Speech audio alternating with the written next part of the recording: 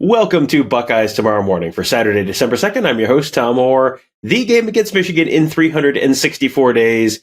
And if you remember back when you were a kid and you'd ask your mom, what's for dinner? And every once in a while she'd get a look on her face like, that's a good question. And then you'd sort of rummage through the pantries. There's always something. You always throw something together. Why am I talking about this? Well, we got a whole bunch of stuff to talk about on today's morning show. Nothing exactly worth a whole morning show, but, sometimes dinner is, sometimes you get a little breakfast for dinner with, a side of leftover hamburgers, and, that's fine. You know what? It all tasted great. So we're going to bring in, I was about to say, speaking of things that taste great, and thought, no, that's not the transition I want here. We're just going to bring in Tony Gerdeman, who never seems to know what's for dinner. Tony, we're going to talk about three different things. The first piece of news for Ohio State that I wanted to talk about, news that broke late Friday afternoon. The top overall tackle in the class of 2024, Jordan Seaton from IMG, he is going to be visiting Ohio State this weekend. According to the tweet he put out, it is going to be his final visit before the early signing day on December 20th. Boy, oh boy, there has not been universally positive news for Ohio State the last week, but boy, oh boy, if they could add Jordan Seaton to their 2024 recruiting class, that would really be a very, very, very big piece of good news for the Buckeyes. Yeah, it would, and it would give them probably another definite tackle in the class in terms of offensive line. Are you a tackle? Are you a guard? And they've got guys that can play tackle, but maybe more guards than tackle, though I think Deontay Armstrong is legitimately a tackle in college football. But it would be nice for Ohio State to get some good news at this point, given everything that is going on. I did like the way Seaton announced it on Twitter that he was making a visit to Ohio State, where he quote tweets one of the terrible rumor accounts, whether the NFL has them, college football has them. And basically, it's like sources say that Jordan Seaton is committing to Colorado, and then Seaton quote tweets that with, "Did your sources tell you I'm visiting Ohio State this weekend?" That sort of thing. So I like the play there. I like the attitude and the awareness, I guess. But yeah, I mean, this would be just getting him to Ohio State. I think that's been something that you have talked about. I've talked about. Mark Givler has talked about. Like, this has to happen before he is actually in play. And so now you're getting this to happen with 3 weeks until signing day, essentially. Last chance to make the best impression that you've got. So whether it happens or it doesn't in terms of the commitment, this is a good step forward for the Buckeyes. And if they can make it happen, then this is what they've needed for a while, actually. This is at least a very necessary first step to potentially having him end up in the class. And I know there are people who are probably wondering, wouldn't you rather have him on campus during a game weekend? And that's true to a certain degree. There's a reason you typically do visits during a game weekend, because you do get the atmosphere and all that kind of stuff. But when you don't have a game weekend, then the coaches can spend the whole weekend just focused on the visit and not having to worry about, hey, there's a football game to be played, and there are also 30 other people here who are also visiting this weekend. You can kind of make, one or two people really the full focus of that weekend. So that is certainly something that would be, potentially working in Ohio State's favor here.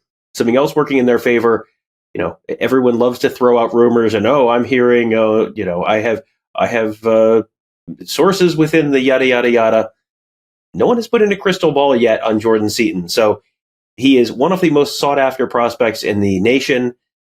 Every single program, all these programs want him. Alabama wants him. And, you go down his offers list and it's like, yes, that is all of the major programs in America.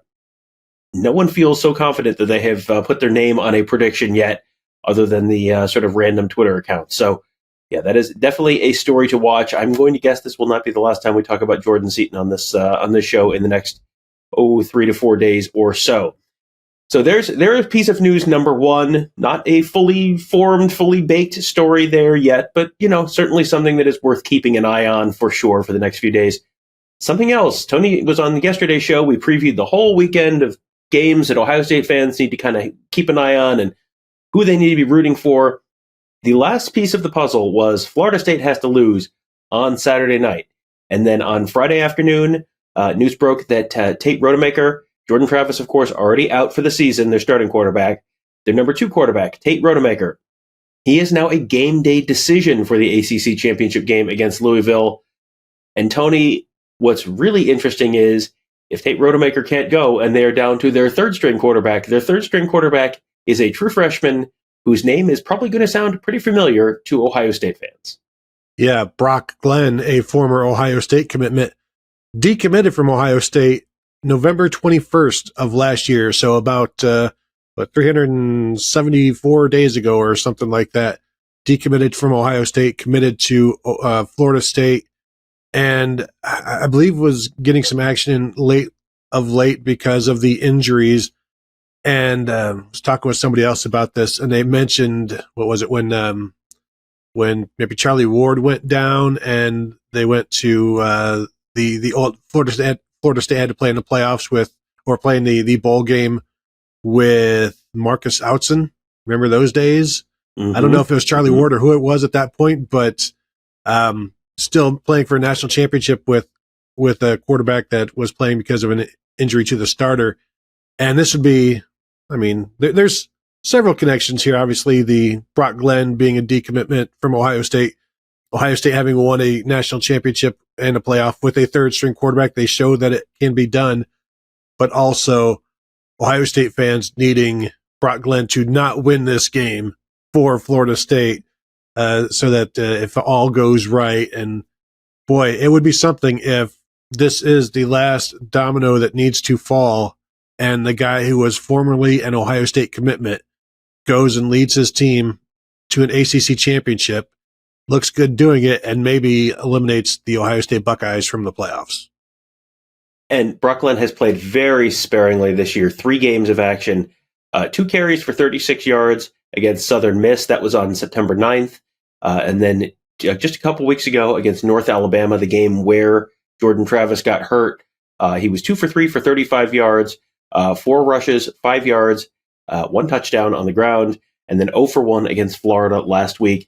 That's it. That is the extent of Brock Glenn's college career. So, he's well rested. They have that going for them if he is the one who is called upon on Saturday night. But yeah, boy, oh boy, 14 months ago, if I had told you Ohio State's playoff hit chances will hinge on what Brock Glenn does on championship weekend in 2023, you probably would have thought, boy, I guess some guys got hurt, but I could see it, and that may be where we are. And it was because some guys got hurt, but probably not in the way you would have expected 13 or 14 months ago. So that is story number 2. And then story number 3, Tony, is okay. So let's say Brock Glenn does win, or Texas wins, or the Washington-Oregon game is very, very close and goes to double overtime, and both of those teams are still ranked ahead of Ohio State. Whatever it is, one of the pieces of the puzzle does not fall into place, and Ohio State misses the college football playoff. Where is Ohio State potentially looking at going on when the bowls are announced on Sunday afternoon? Where is the most likely destination, and who is the most likely playoff opponent or non-playoff opponent? And then what else is at least theoretically on the table? Yeah, it seems, and if you look at all of the projections, you will see Ohio State and Louisville in the Capital One Orange Bowl, which is, I don't think it would excite Ohio State fans too much. I am hoping for some finagling to where you can get Ohio State and perhaps Alabama in the Peach Bowl. Would be a more interesting game, but it would need to probably have some back office wheeling and dealing that sometimes happens to make more entertaining matchups. But yeah, the Capital One, the Orange Bowl, is generally like ACC, SEC, but with the SEC as it is at this point, and the Notre Dame not being in the picture, it leads to everybody projecting the Orange Bowl for Ohio State. Now, I've seen other people say maybe possibly the Cotton Bowl, but the Cotton Bowl is at large versus at large. The Chick-fil-A Peach Bowl right now is at large, because of everybody who is involved in the playoffs. You've got the SEC in there, obviously. You've got the Big Ten, so the Rose Bowl. The Rose Bowl itself is in the playoffs, so that's not an option. So it looks like it's those three, with the heavy favorite right now being the Orange Bowl. But the concern there I would have for Ohio State, Tom, is obviously a bunch of people not playing, but also there's some flashbacks to the bowl game against Air Force, where like just the complete lack of interest might lead to Ohio State not really wanting to be there and then losing because of it. Well, I think what might help mitigate the lack of interest or the perception of a lack of interest is if you do have a bunch of starters and veterans who've played a bunch, sit that game out. So, you're missing an offensive lineman, or you're missing a running back, or you're missing a wide receiver or two, or you're missing a couple guys off the defensive front. That does open things up for a bunch of guys to have first career starts and sort of get a little bit of a head start on spring football. So I don't know that, if this is your first career start, let's say hypothetically, Travion Henderson decides, okay, I'm going to sit out the Orange Bowl. And this could be a start for Dallin Hayden, for example. I don't think Dallin Hayden is too disinterested, or, and you can, sub in whoever you want to in terms of who would potentially sit out or who might fill in. And there's obviously a long way to go before, we'll find out on Sunday which bowl they're going to. And then after that, we'll find out who's going to play. And then after that, we'll find out how interested they are. But it does feel like that could be sort of spring football version 1.0 for Ohio State, which honestly, that's not the way that you want to end the 2023 season. That also could be a beneficial thing for the 2024 Buckeyes to have a whole, basically 15 bowl practices plus a game worth of film, and then you have 15 spring practices and the spring game. And so, you basically kind of double up on spring football. You generally want to get those young guys some reps during the bowl, and we hear about that every year, even when they're going to the playoff, how beneficial that extra bowl practice is for the young guys. That would probably only be more true in this case. So we'll keep an eye on that. We'll know a lot more. We'll know a little more on Friday night when the Washington-Oregon game goes final, and then we will know a lot more throughout the day on Saturday as the Championship Saturday plays out, and we find out how that might impact the bowl destination and the postseason future for Ohio State this year. They're going somewhere. They're going to a big name-brand bowl game, wherever it is, and we will find out where that is and who they will be playing on Sunday afternoon. And we'll have an interview. We'll be streaming in live interview with Ryan Day Sunday afternoon at 3:00, with more information on the bowl, where they're playing, all that kind of stuff.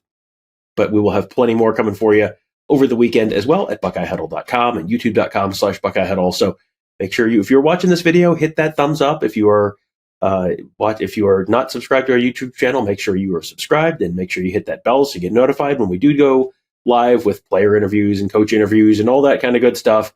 We'll probably do a live show at some point in the next few days. I'm sure there's going to be a lot to talk about. Hey, there's a big recruit on campus this weekend, for example. Just one thing to kind of keep an eye on.